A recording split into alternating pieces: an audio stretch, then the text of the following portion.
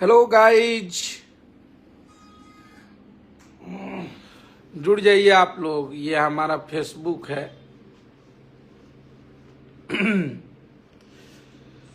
कि रौरे पहचान के हम सटनी हरियर टिकुली टिकुलिया जनम मारता कि न ए पिया टिकुलिया जनम मारता कि न।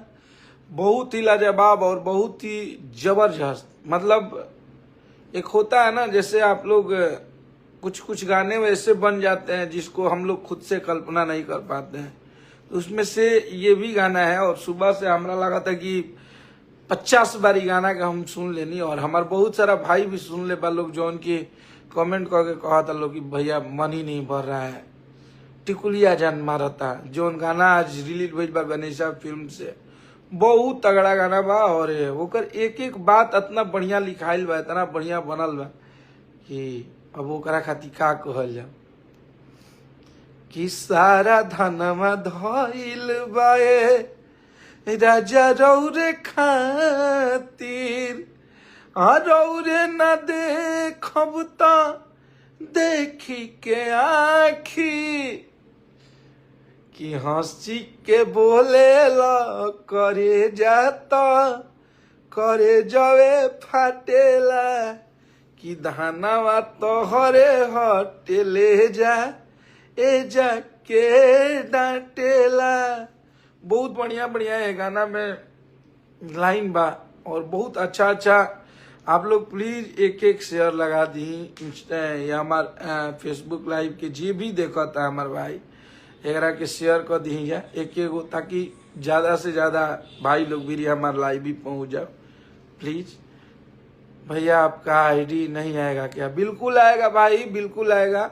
उसको अभी रिव्यू में लिया है इंस्टाग्राम, देखिए कब आता है। और आपका भाई का आईडी से क्या, आपका भाई दोस्तरे आईडी बनैनी एक दिन में 3000 4000 फॉलो कर दे रहा लोग, इतना व्यू जा लगा। तो आप लोग आईडी है इंस्टाग्राम है, दुखी नहीं होना है। बिल्कुल हमको दुख नहीं होता है। बहुत ऐसा तूफान देखनी, कितना तूफान आई लगई। चलिए कोई बात नहीं, गाना पे ध्यान देते हैं।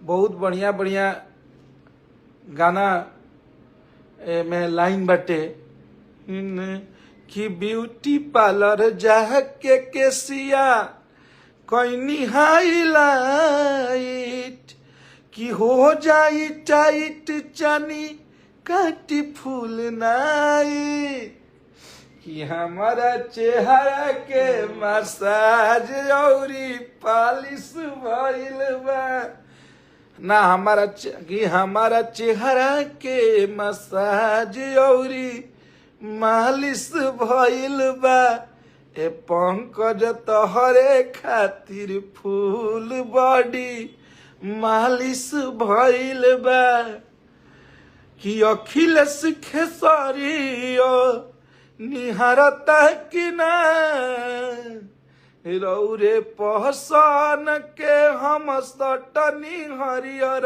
टिकुली टिकुलिया जनम मारता कि ना, ए राजा जी टिकुलिया जनम मारता कि ना।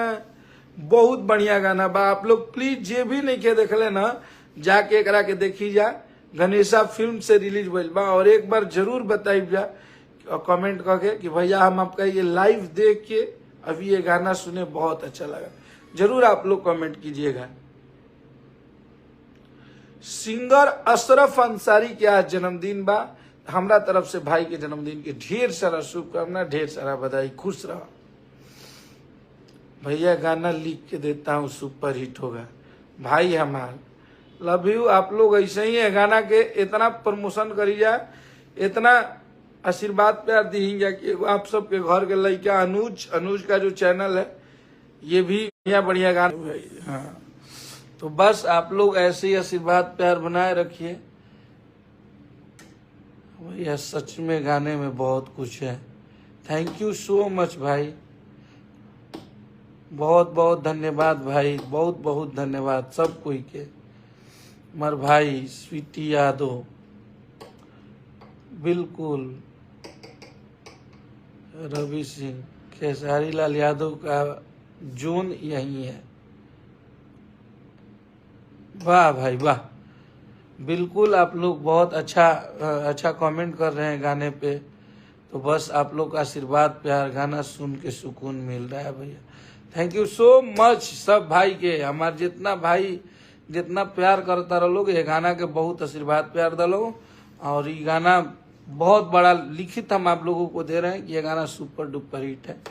बेशक नया चैनल है, व्यूज थोड़े से धीरे हो सकते हैं क्योंकि आप लोग लिखते हैं ना खेसारी लाल यादव वो नदी का धारा है जो धीरे तो हो सकता है पर रुक नहीं सकता, वही ये गाना भी है। ये धीरे थोड़ा सा स्टार्टिंग में चलेगा इसलिए कि भाई का चैनल नया है, बट आप लोग जब इसको स्पीड में लाएंगे ना तो फिर कोई दिखेगा नहीं। बस आप लोगों का आशीर्वाद प्यार बना रहे, आप लोग ऐसे ही इस गाने को मोहब्बत देते रहिए और फिर हम लोग एक से एक गाने लेके आएंगे। पहले इस गाने को सुपर हिट कराते हैं हम। चलिए आप लोग सुनिए, गाना को एंजॉय कीजिए और बजाइए और फिर आशीर्वाद प्यार बनाए रखिए। हिट मशीन के हिट राइटर का ये, वाह भाई वाह, लव यू भैया धर्मेंद्र पाल जी, बहुत बहुत धन्यवाद। खोली बोली जुआ जरता कि न रौरे पहसन के हम सटनी हरियर टिकुली, टिकुलिया जानवा मारता कि न ए पिया हो। बबलू कुमार लिख के दे रहा हूँ 100 मिलियन, कोई नहीं रोक सकता है भाई हमार। कबो गर्दा कोई ले रहा लो। चलिए फिर मिलेंगे आप लोगों से अभी थोड़ी ही देर में, उसमें आप लोग को हम लोग एंजॉय करते हुए नजर आएंगे। बस इस गाने को इतना चाप के प्यार दीजिए। गणेशा फिल्म पे गाना रिलीज भइल बा, जौना गाना के नाम है टिकुलिया जान मारता।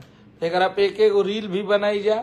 हमार नया आईडी बा, का नाम है आईडी के नया के हो, अखिलेश कश्यप राइटर, ओकरा के भी फॉलो करी जा। ओकरा पर हमार बहुत सारा रील जा रहा हो या रील वायरल हो जी लगल 1-2 घंटा में सब।